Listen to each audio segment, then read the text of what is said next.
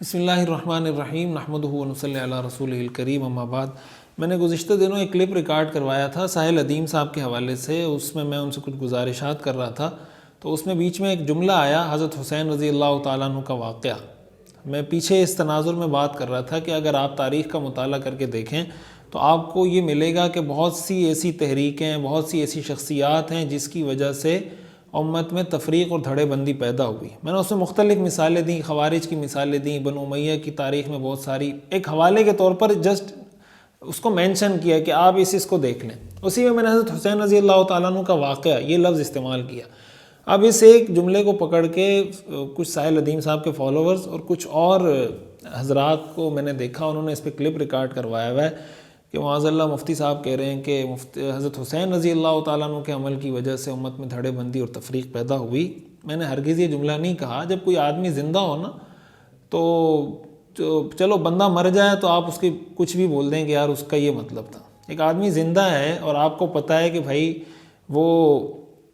اس کا تعلق اہل سنت والجماعت کے ساتھ ہے، اور اہل سنت والجماعت کا عقیدہ ہے کہ الصحابۃ کلہم عدول، کہ صحابہ سارے کے سارے عادل ہیں، وہ راہ حق کے ستارے ہیں، وہ جناب اصحابی کالنجوم کا مصداق ہیں۔ پھر حضرات حسنین کریمین رضوان اللہ علیہم اجمعین، وہ تو ہمارے سروں کے تاج ہیں۔ الحسن والحسین سیدا شباب اہل الجنہ، وہ تو جنت کے نوجوانوں کے سردار ہیں۔ بھائی ہمارا تو جنت میں بھی ہم نے ان کی غلامی کرنی ہے، دنیا میں تو ہم ان کے غلام ہیں ہی، جنت میں بھی ہم ان کے غلام ہیں۔ حضرت فاطمہ رضی اللہ تعالیٰ عنہ جو ان کی والدہ ہیں وہ سیدۃ نساء اہل الجنہ ہیں۔ تو اس طرح جب آپ کو کسی شخص کے بارے میں پورا اس کا بیک گراؤنڈ پتہ ہے، یا آپ کو پتہ ہے کہ نظریہ کیا ہے اہل سنت والجماعت کا صحابہ کرام کے بارے میں، تو پھر اس موقع پر کسی کی طرف یہ بات منسوب کرنا کہ خدا نخواستہ یہ بات انہوں نے کی ہے کہ انہوں نے امت میں تفریق اور انتشار پیدا کی۔ میں نے یہ جو جملہ کہا تھا میں اس کی وضاحت کر دوں تاکہ بات واضح ہو جائے کہ حضرت حسین رضی اللہ تعالیٰ عنہ کا واقعہ، یہ میرے الفاظ تھے۔ اس سے میری مراد حضرت حسین رضی اللہ تعالیٰ عنہ کی شخصیت نہیں تھی، میں اس پورے واقعے کے پس منظر کی طرف اشارہ کر رہا تھا۔ آپ واقعہ جب اٹھا کے دیکھیں گے تو ظاہر آپ کو یہی ملے گا نا کہ کوفہ کے لوگوں نے حضرت حسین رضی اللہ تعالیٰ عنہ کو خطوط لکھنا شروع کیے، ان کو آمادہ کرنا شروع کیا کہ جناب ہم تو یزید کی بیعت نہیں کریں گے، ہم آپ کے ہاتھ پہ بیعت کریں گے، اور ہم تو آپ کو امام مانتے ہیں، آپ کو حکمران مانتے ہیں، وغیرہ وغیرہ۔ وہ پورا ایک تفصیلی واقعہ ہے۔ حضرت حسین رضی اللہ، اچھا جذباتیت کی بات آئی تو وہ بھی انہوں نے فٹ کر دیا کسی نے کہ دیکھیں حضرت حسین رضی اللہ تعالیٰ عنہ کے بارے میں کہہ رہے ہیں کہ انہوں نے کوئی جذباتی عمل کیا تھا۔ بھائی جذباتیت اگر حضرت حسین رضی اللہ تعالیٰ عنہ کی طرف سے تھی تو حضرت مسلم بن عقیل کو وہ کیوں بھیجتے؟ حضرت حسین رضی اللہ تعالیٰ عنہ نے تو اپنا پورا کام ایک پوری منصوبہ بندی کے ساتھ،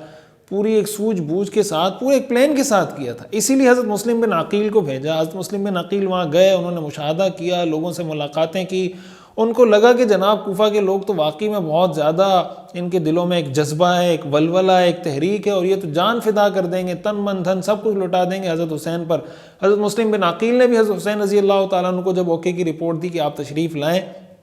اور پھر جب حضرت مسلم بن عقیل کا گھیراؤ کیا گیا، میں مختصر کر رہا ہوں بات کو، اور حضرت مسلم بن عقیل جب وہاں گئے تو پیچھے جب موڑ کے دیکھا تو ایک کوفی بھی نہیں تھا۔ حضرت حسین رضی اللہ تعالیٰ عنہ جب پہنچے کربلا کے مقام پر تو کوفہ والے سارے کہاں تھے؟ کوفہ والے سارے پیچھے ہٹ گئے یا نہیں ہٹے؟ تو یہ جو ان کے جذبات تھے، یہ جو ان کے اندر جذباتیت تھی، یہ جو ان کے اندر جناب ایک نعرے لگا رہے تھے کہ ہم یہ کر دیں گے، اور پتہ نہیں کتنے ہزار خطوط حضرت حسین رضی اللہ تعالیٰ عنہ کو لکھ دیے تھے، یہ سب اس کے پیچھے محرک یہ کوفہ کے لوگ بنے۔ کوفہ کے لوگوں نے یہ سب کچھ کیا، اور یہ سارا واقعہ، یہ سارا المناک اور کربناک اور دردناک اسلامی تاریخ کا انتہائی دردناک واقعہ پیش آیا۔ حضرت حسین رضی اللہ تعالیٰ عنہ کی شہادت ہوئی، اہل بیت کے بہت سارے افراد، بہت سارے بچے، ان کی شہادت ہوئی۔ حضرت حسین رضی اللہ تعالیٰ عنہ کے بہت سارے صاحبزادگان کی اس کے اندر شہادت ہوئی۔ تو اگر کوفہ کے لوگ یہ جذباتیت نہ دکھاتے، یا اگر جذباتیت انہوں نے دکھانی تھی، میں اصل میں اس پس منظر میں یہ بات کر رہا تھا ساحل ادیم صاحب سے کہ آپ لوگوں میں جذباتیت تو بھر رہے ہیں، لوگ کہیں گے کہ جناب ہم کر دیتے ہیں، مسلح خروج کر دیتے ہیں، ہم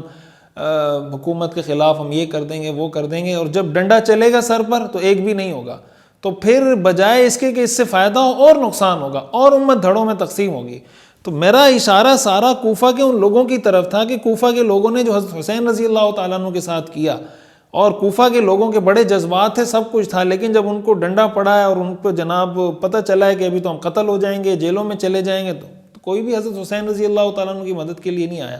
تو جو تقسیم ہوئی امت کے اندر، یہ کوفہ کے لوگوں کے اس عمل کی وجہ سے ہوئی، اور یزید نے پھر یزید کے لوگوں نے، جو شمر نے اور جو دوسرے اس کے جو فوجی جو بھی ان کے لشکر نے حضرت حسین رضی اللہ تعالیٰ عنہ کے ساتھ کیا، تو ظاہر ہے کہ ہمارا تو یہ عقیدہ ہے کہ حضرت حسین رضی اللہ تعالیٰ عنہ حق پر تھے،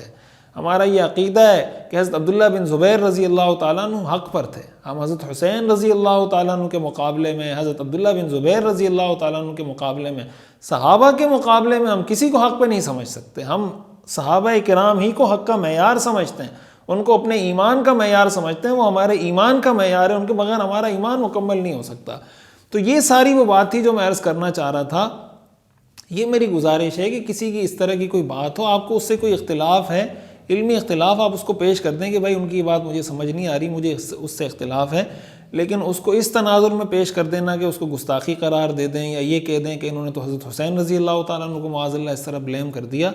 تو حاشا وکلہ، اللہ تعالیٰ ہماری نسلوں کی حفاظت فرمائے کہ ہم صحابہ کرام رضوان اللہ علیہم اجمعین، ازواج مطہرات، اہل بیت، اللہ ہمیں، ہماری نسلوں کو، ہماری قیامت تک آنے والی نسلوں کو صحابہ، اہل بیت، ازواج مطہرات کا خادم بنائے، ان کے خادموں کا خادم، نوکروں کا نوکر بنائے۔